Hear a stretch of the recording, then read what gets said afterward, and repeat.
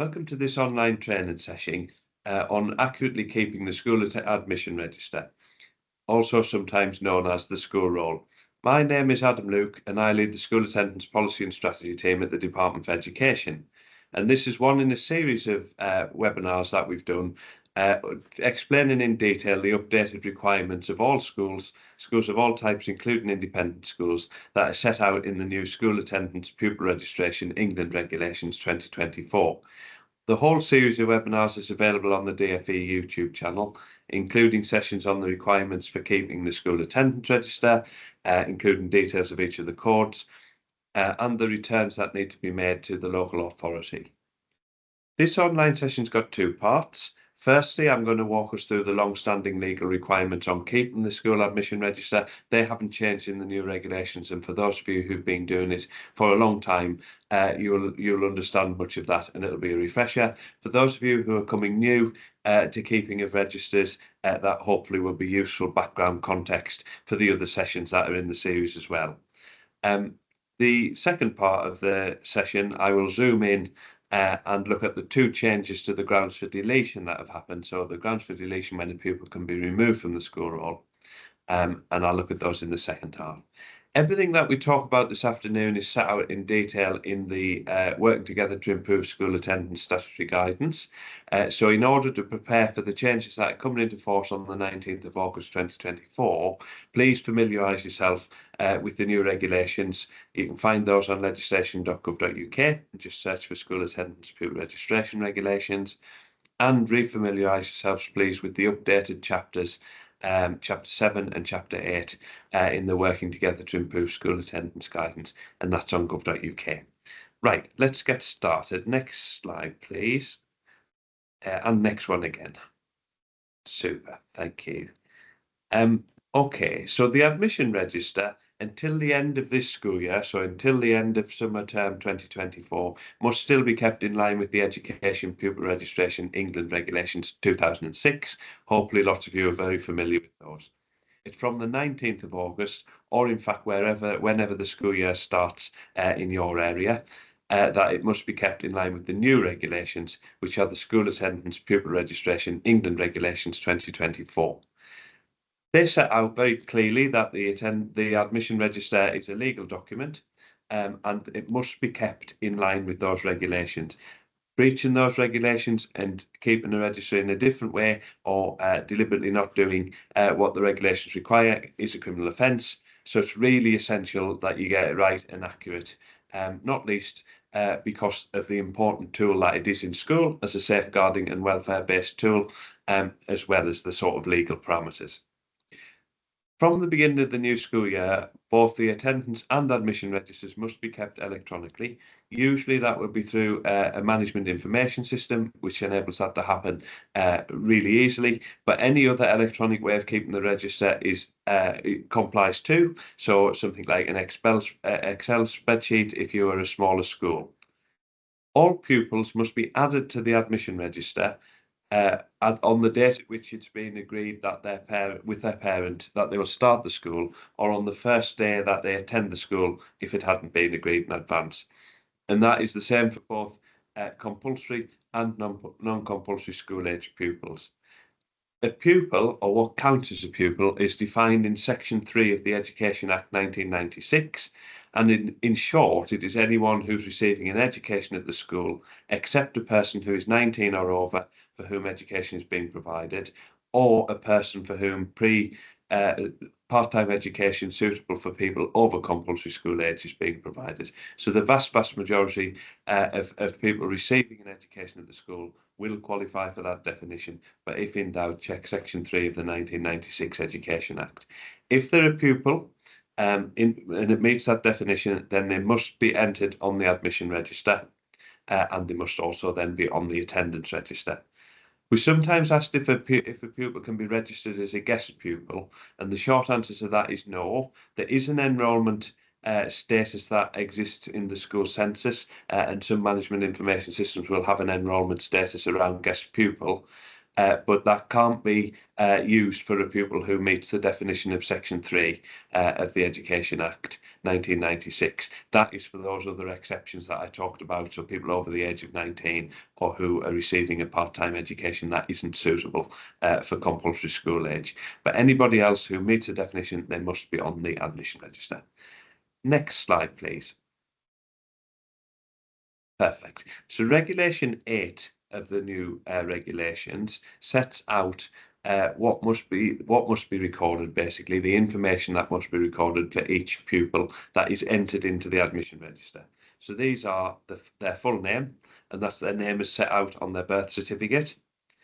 The name that the pupil uses at school, if it's different from that name. So for example, if they have a different surname to what's on their birth certificate because their parents have separated or there's been a marriage in the family, that can be added as a separate field.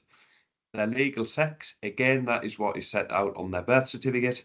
Their address, the full name and address of each of the pupil's parents, and a parent for the purpose of the admission register is defined in Section 576 of the Education Act 1996. So it includes biological parents, but others with parental and caring responsibilities as well. So if in doubt, again, check back to Section 576 of the Education Act 1996. It must also contain at least one contact number by which each parent can be contacted. That's for an emergency situation. And whilst the register doesn't require it, it is good practice to have more than one if that is possible, so that if you can't get in touch with somebody, you can get in touch with somebody else. The register also needs to be clear which parent the child normally lives with, or if they live on their own. So for those small number of pupils who are still at school after they've moved out, if they live on their own, their address should be entered as well. Their date of birth, the date on which they started at the school, the name and address of the last school that the pupil attended, if there was one, so if they've come from another school or if they'd in their second phase or whatever. For schools that have boarding pupils, then the admission register must also state whether each of those pupils is a boarder or a day pupil. But that is only relevant if you've got a mixture of boarders and day pupils. The information in the register, so all of that is listed on the slide, must be kept up to date. It's really important that's accurate as of the date it's being looked at. So schools should encourage parents to inform them of any changes that occur to any of that information. And then once the school knows that information, they must ensure that the admission register is amended as soon as possible after being made aware.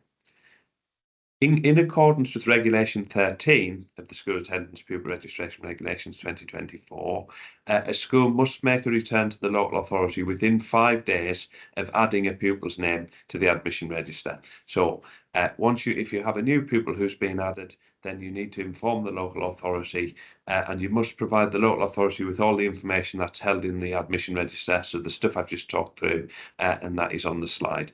The only exception to that is where the pupil is added at the start of the school's most junior year, so what we call a standard transition, the point at which they're joining the school at the beginning of that school life, unless the local authority has requested that information from you, and you would know if they've asked for that. Next slide, please. So Regulation 8 sets out the information that is required to be when you're adding a pupil and storing in it. Regulation 9 of the same regulation sets out the reasons and the scenarios at which a pupil's name can be deleted from the register. So once a pupil has been added to the roll, then they must only be removed when one of the grounds in Regulation 9 occurs. A pupil cannot be removed for any other reason, and doing so may constitute off-rolling. So the grounds for deletion are all set out in detail, both in the regulations, which you can find again on legislation.gov.uk, and in detail in Chapter 7 of the Working Together to Improve School Attendance guidance. There are two sets of grounds for deletion, one for compulsory school age pupils and one for non-compulsory school age pupils. I'm not going to talk through all of those in detail in the session today, but please do go back to both the legislation and the guidance and refamiliarise yourselves with them, even if you've been doing school admissions and registration for a long time, because the numbers and some of the wording of those grounds have changed in the new set of regulations. When a scenario occurs where one of those grounds is met, then the school must delete the pupil. It's not a choice about whether you want to think about whether they should be removed or not. If the ground is met, then the regulations are really clear that pupil must be removed, that mustn't be delayed, and you must make a return to the local authority, similarly to when you're adding someone to the roll, when you take them off the roll, to say that they've been removed from roll and the reason, which one of those in Regulation 9, which ground has been met. Again, the only exception to that is where it's a standard transition, so where they're coming off at the end of the usual phase of education. Next slide, please.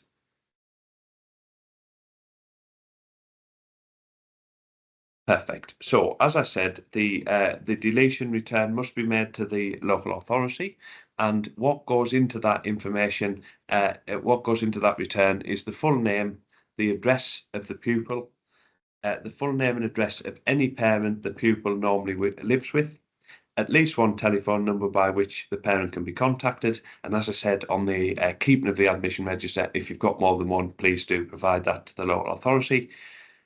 If the pupil's new address and living arrangements are known, if you know about those, then please include those too. They must be included too.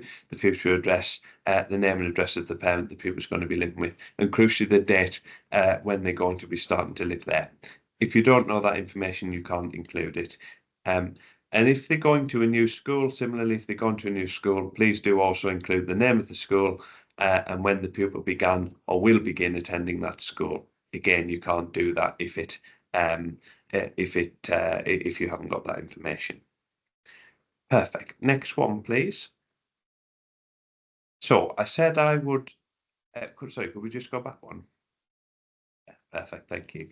I said that I would zoom then in on a couple of changes that have been made compared to the 2006 regulations. As I mentioned very briefly a couple of moments ago, it is worth refamiliarising yourself with the whole set again, just because the numbers and wording of some of them have changed. But other than that, the grounds for deletion haven't changed from the 2006 regulations, apart from two specific changes, which I'm going to talk through now.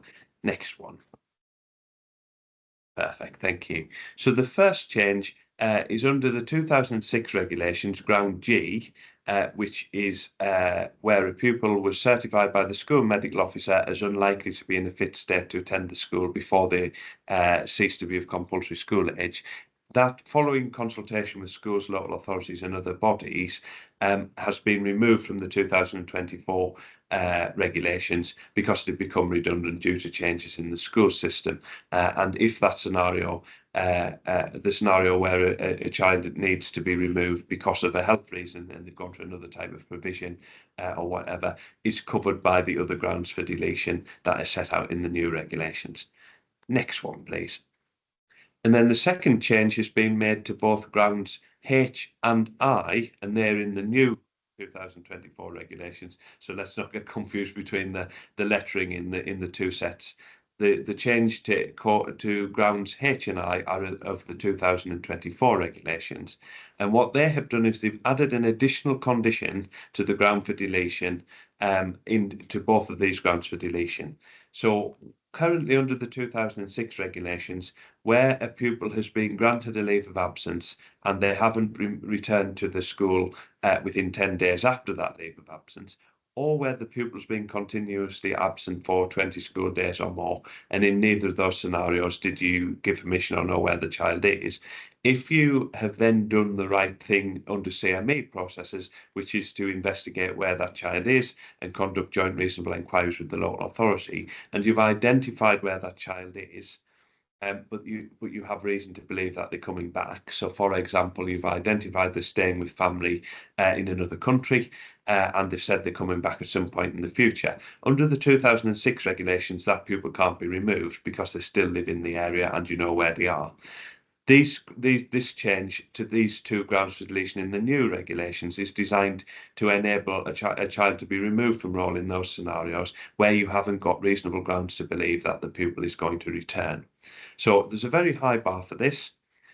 So in both cases, you would have conducted your joint reasonable inquiries with the local authority, you have identified where the child is, and you jointly believe that there are no reasonable grounds to believe that the child is going to come back, then you could think about using this ground. But the other test, or using either of these grounds, depending on the scenario, the other test that needs to be applied is whether any activity could be taken. So could there be any reasonable steps taken either jointly, school and local authority, or separately, school or local authority, to secure that pupil's attendance? If that is the case, then these grounds still can't be used. So they will only really be used in a scenario where a child has gone overseas and legal action cannot be taken because they when you've conducted your reasonable inquiries, you've found out where they are, you've made lots of arrangements to try and see when they will come back to school, but no date has been given, or several dates have been given and they've been missed, or you've asked for a date by a certain date and that date hasn't been provided. And only in those cases could you really not take legal action. If it was a case, we often asked if a case in where support could be provided, but you've tried all of the support, could that meet this ground for deletion? So, for example, a child who hasn't attended at all this term, you've been trying to provide support, the local authority's been trying to provide support to a barrier for attendance, and they haven't engaged in that. No, this ground or these grounds can't be used because at that point legal action on the attendance side could be taken, so prosecution or a fixed penalty notice. So only really in the cases where legal action isn't possible, which is most likely to be where that child is overseas and there's no view that they're coming back, and you've tried and it's unlikely that they're going to be coming back. Unlike the other grounds for deletion set out in Regulation 9, for either of these grounds to be used on that basis, there has to be a joint agreement between the school and the local authority before that is used. So if in doubt, talk to your local authority, CME or school attendance team, and they will help you through that. Perfect. I think that's the last slide. So I'd just like to say a big thank you to everybody for your patience in joining the session and listening to what I've had to say. As I said earlier, if you want to learn more, please do look at the regulations on legislation.gov.uk and the guidance which can be found on gov.uk. They're working together to improve school attendance guidance, and full details on everything that I've talked about and the rest of the requirements from the pupil registration regulations can be found there. Thank you very much, and thanks for all you're doing on attendance.